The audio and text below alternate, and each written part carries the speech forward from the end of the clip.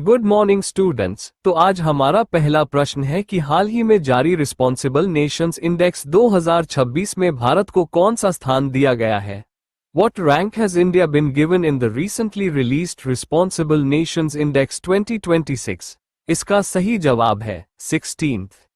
हमारा दूसरा प्रश्न है कि हाल ही में अंतर्राष्ट्रीय मुद्रा कोष IMF ने वित्त वर्ष 2025-26 के लिए भारत की GDP ग्रोथ का अनुमान को बढ़ाकर कितना कर दिया है? इसका सही जवाब है 7.3%। हमारा तीसरा प्रश्न है कि हाल ही में पराक्रम दिवस कब मनाया गया? When was पराक्रम दिवस सेलिब्रेटेड? इसका सही जवाब है 23 जनवरी। हमारा चौथा प्रश्न है कि हाल ही में कौन सा देश भारत का दूसरा सबसे बड़ा LNG आपूर्तिकर्ता बन गया है?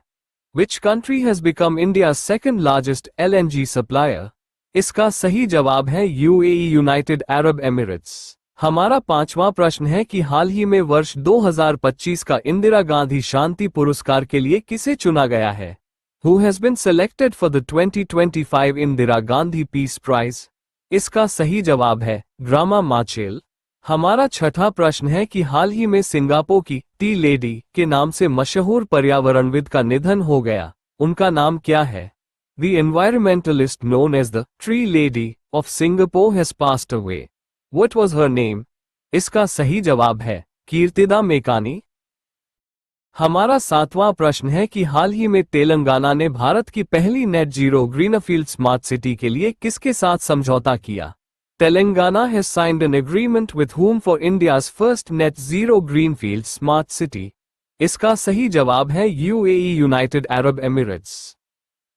हमारा आठवां प्रश्न है कि हाल ही में नुम्बिया सेफ्टी इंडेक्स 2026 में किस शहर को शीर्ष स्थान मिला है?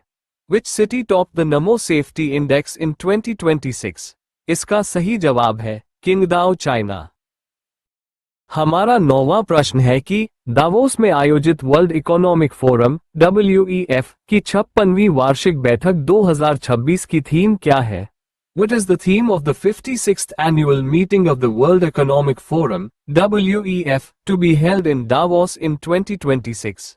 इसका सही जवाब है संवाद की भावना द स्पिरिट ऑफ डायलॉग।